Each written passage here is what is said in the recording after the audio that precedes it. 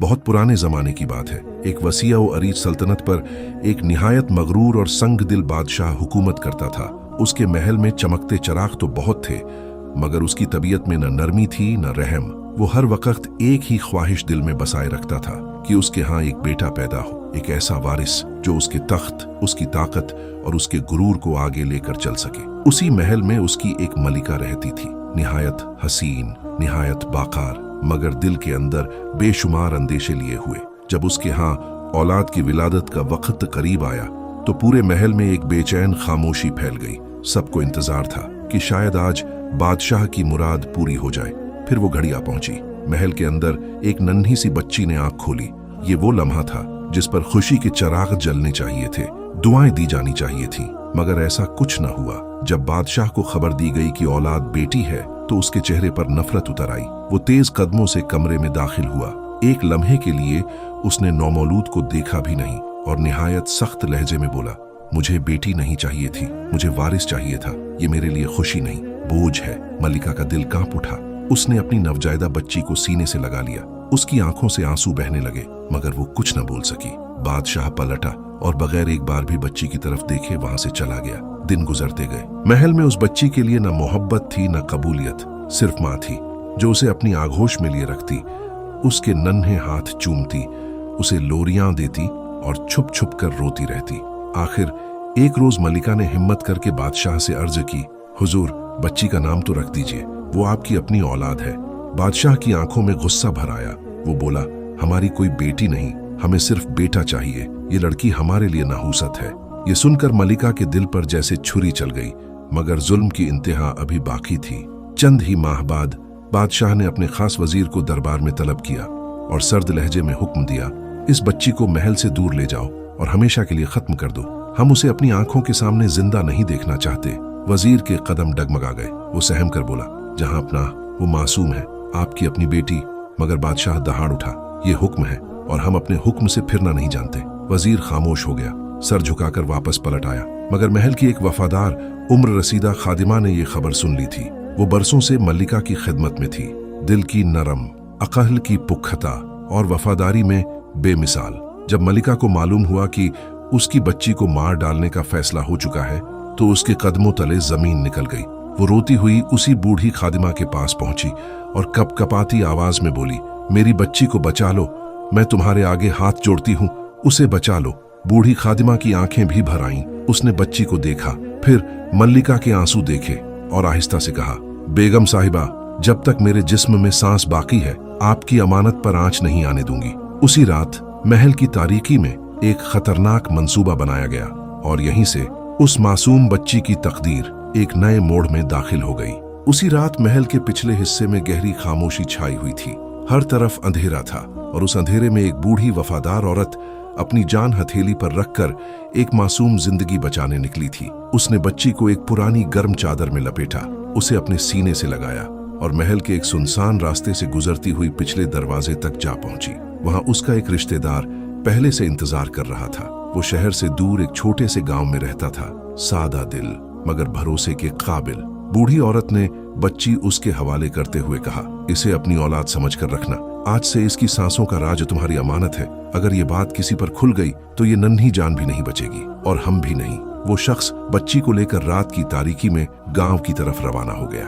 इधर महल में बूढ़ी औरत ने एक और तदबीर से काम लिया ताकि सबको यही यकीन हो जाए कि शहजादी अब इस दुनिया में नहीं रही। सुबह जब शाही वजीर बच्ची को लेने आया तो उसने निहायत गमजदा चेहरे के साथ बताया कि नन्ही जान रात ही को मर गई।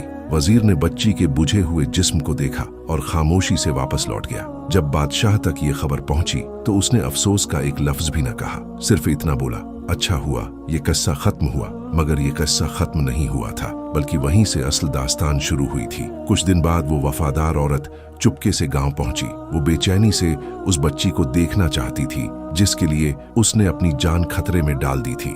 जब उसने देखा कि बच्ची जिंदा है, महफूज है और सुकून से सो रही है तो उसकी आंखों में खुशी के आंसू आ गए। उसने बच्ची को गोद में लिया, उसके माथे को चूमा और आहिस्ता से कहा, अब तेरा एक नया नाम होगा, एक नई पहचान और एक नई जिंदगी। उसने उस बच्ची का नाम रखा सोहराबा, यानी वो जिसके हिस्से में अंधेरों के बाद रोशनी लिखी गई हो। सोहराबा गांव के एक सादा मगर मोहब्बत भरे घर में पलने लगी। उसे कभी ये न बताया गया कि वो असल में कौन है। वो यही समझती रही कि यही उसका खानदान है, यही उसकी दुनिया है। साल गुजरते गए। वो नन्ही बच्ची अब एक हसीन, बाहिया और निहायत समझदार लड़की बन चुकी थी। उसकी सूरत में एक अजीब कशिश थी, मगर उसके किरदार में उससे भी ज्यादा नूर था। वो बड़ों से अदब से बात करती, छोटों से शफकत से पेश आती और हर दुखी इंसान का दर्द फौरन महसूस कर लेती। गांव की औरतें उसे देखकर कहा करती, ये लड़की किसी आम घर की नहीं लगती, इसके अंदाज में अजीब शान है। बूढ़ी औरत ये बातें सुनती और खामोश हो जाती। उसे मालूम था कि सच क्या है, मगर वो सच अभी पर्दे में ही रहना था। एक दिन किस्मत ने फिर करवट ली। बादशाह अपनी शाही सवारी के साथ शिकार और सैर के लिए शहर से बाहर निकला। उसके साथ उसका जवान बेटा भी था, वही बेटा जिसके लिए उसने अपनी बेटी को ठुकरा दिया था। काफिला गांव के करीब से गुजर रहा था कि बादशाह की नजर एक कुएं के पास खड़ी लड़की पर जा ठहरी। वो सोहराबा थी। वो सर झुकाए पानी भर रही थी। सादा लिबास, सादा अंदाज, मगर ऐसी पाकीज़ा खूबसूरती कि एक लम्हे को फजा जैसे साकित हो गई। बादशाह ने घोड़ा रोक लिया। उसने पहली बार उस लड़की को गौर से देखा और उसके दिल में एक अजीब सी हलचल पैदा हुई। वो न समझ सका कि एक आम गांव की लड़की को देखकर उसका दिल क्यों ठहर गया है। उसने अपने आदमी से पूछा, ये कौन है? तहकीक करके जवाब मिला, हुजूर, ये एक देहाती घर की लड़की है, नाम है सोहराबा। बादशाह खामोश हो गया, मगर उसके दिल में एक खतरनाक ख्याल जन्म ले चुका था। महल वापस आकर भी वो उस चेहरे को भुला न सका। चंद ही दिनों बाद उसने अपने वजीर को बुलाकर कहा, हम उस लड़की को महल में लाना चाहते हैं, उसके घर वालों को पैगाम भेजो। वजीर चौंका, मगर बादशाह के हुक्म के आगे खामोश रहा। जब गांव में ये पैगाम पहुंचा तो बूढ़ी औरत के होश उड़ गए। उसने फौरन समझ लिया कि तकदीर एक बार फिर आग के दहाने पर आ खड़ी हुई है। जिस बादशाह ने कभी अपनी बेटी को मरवा देना चाहा था, आज वही उस लड़की को अपने महल में बुलाना चाहता था। और वो जानती थी कि अगर सच सामने आ गया तो कयामत टूट पड़ेगी। घर के सब लोग खौफ में डूब गए। किस तरह इनकार किया जाए, और अगर इनकार किया तो शाही गजब कैसे सहा जाए। मगर बूढ़ी औरत ने कांपती हुई आवाज में कहा, यह रिश्ता कबूल नहीं हो सकता, हरगिज नहीं हो सकता। उसके चेहरे पर खौफ था, आवाज में लरजिश थी और दिल में एक ही डर कि कहीं वो राज न खुल जाए जो 16 बरस से जमीन में दफन था। गांव वालों ने शाही पैगाम सुनकर खौफ से एक दूसरे की तरफ देखा। बूढ़ी वफादार औरत जानती थी कि ये लम्हा बहुत नाजुक है। अगर वो हाँ कह देती तो एक बाप अपनी ही बेटी को बगैर पहचाने अपने महल में ले जाता, और अगर इनकार करती तो शाही कहर टूट पड़ता। आखिरकार उसने हिम्मत करके इनकार कर दिया। जब ये जवाब महल पहुंचा तो बादशाह आग बगूला हो गया। उसने गुरूर भरे लहजे में कहा, एक मामूली घराना हमारी बात ठुकरा दे, ये हमारी तौहीन है। फौरन सिपाही भेजे गए। बूढ़ी औरत, उसका खानदान और सोहराबा सबको गिरफ्तार करके दरबार में पेश कर दिया गया। दरबार में सन्नाटा था। बादशाह की आंखों में गुस्सा भरा हुआ था। उसने बूढ़ी औरत से पूछा, तुमने हमारा हुक्म रद्द क्यों किया? बूढ़ी औरत खामोश रही। सोहराबा कांप रही थी, मगर सर झुकाए खड़ी थी। बादशाह ने गजबनाक होकर सजा का हुक्म दे दिया। बूढ़ी औरत को दरबार ही में कोड़े लगने लगे। हर वार के साथ उसकी कमर झुकती जा रही थी, मगर उसने जबान न खोली। सोहराबा ये मंजर देखकर तड़प उठी। उसकी चीख निकल गई, बस कीजिए, इन्हें मत मारिए। मगर बादशाह के दिल पर कोई असर न हुआ। वो सिर्फ सच जानना चाहता था। आखिर दर्द हद से बढ़ गया। बूढ़ी औरत की हिम्मत जवाब दे गई। उसने झखमी आवाज में कहा, ये लड़की आम नहीं, ये आपकी अपनी बेटी है।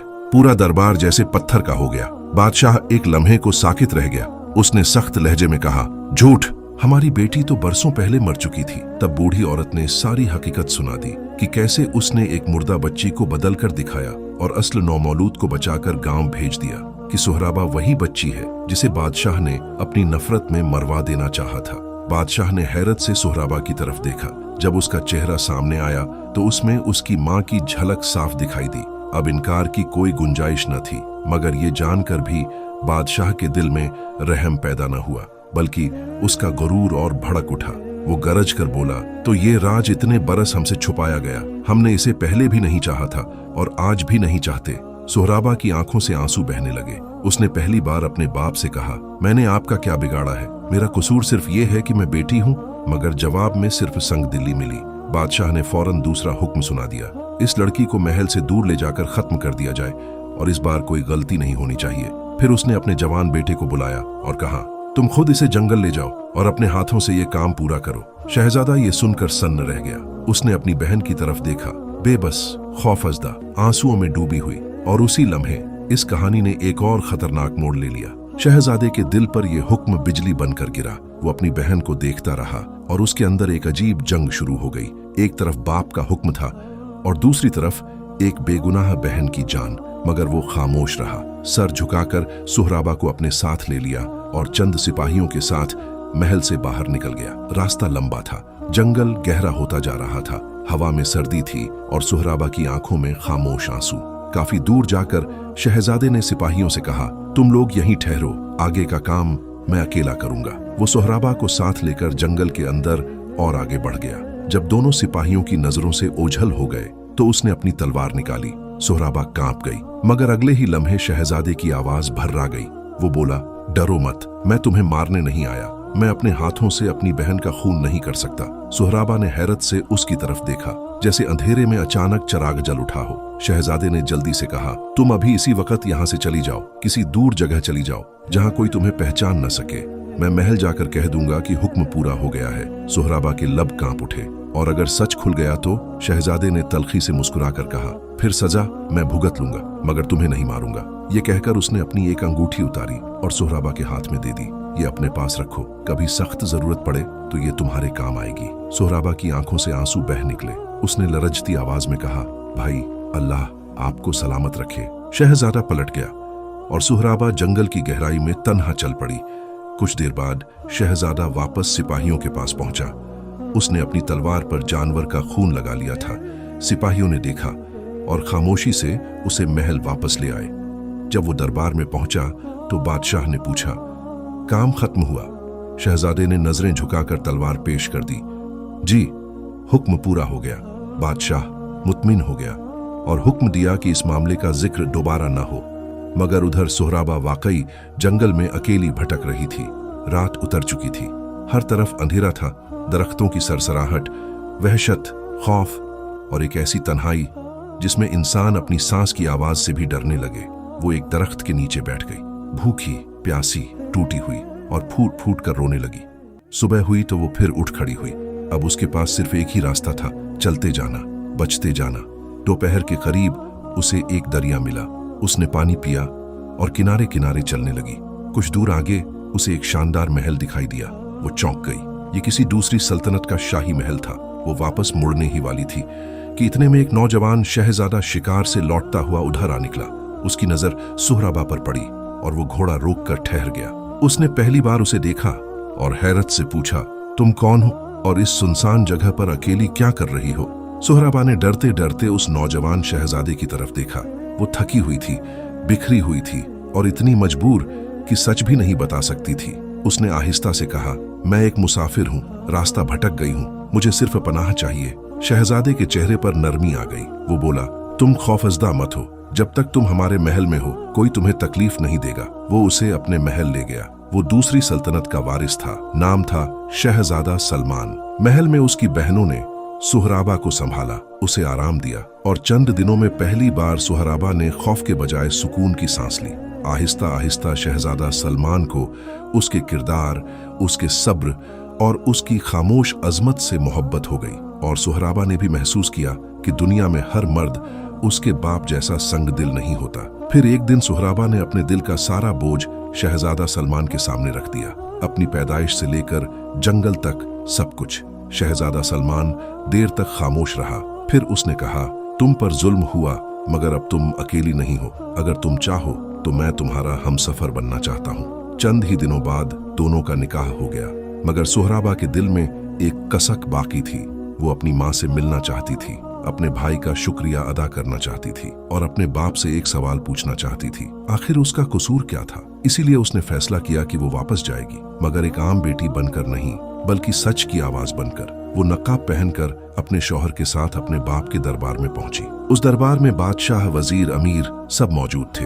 उसने इजाजत मांगी और एक दास्तान सुनानी शुरू की। एक ऐसी बच्ची की दास्तान जिसे पैदा होते ही ठुकरा दिया गया, जिसे 2 बार मारने की कोशिश की गई, मगर हर बार अल्लाह ने बचा लिया, क्योंकि उसकी जिंदगी अभी बाकी थी, उसका सच अभी बाकी था। जैसे जैसे दास्तान आगे बढ़ती गई, दरबार पर सन्नाटा उतरता गया। बादशाह का चेहरा जर्द पड़ने लगा। शहजादा भाई की आंखें भीग गईं और आखिर में जब दास्तान अपनी इंतहा पर पहुंची तो सोहराबा ने आहिस्ता से अपना नकाब उठा दिया। पूरा दरबार हिलकर रह गया। वही खोई हुई बेटी, वही मासूम चेहरा, वही सवाल करती हुई आंखें। सोहराबा ने अपने बाप की तरफ देखकर कहा, मैं जिंदा हूँ, मैं वापस आई हूँ, बदला लेने नहीं, सिर्फ ये पूछने कि मेरा कसूर क्या था, सिर्फ ये कि मैं बेटी थी। बादशाह के पास कोई जवाब न था। उसका गरूर, उसकी ताकत, उसकी सारी सख्ती उसी दरबार में टूट गई। उसी वक्त मलिका भी आगे बढ़ी। माँ ने बेटी को देखा और बरसों का रोका हुआ दर्द आंसू बनकर बह निकला।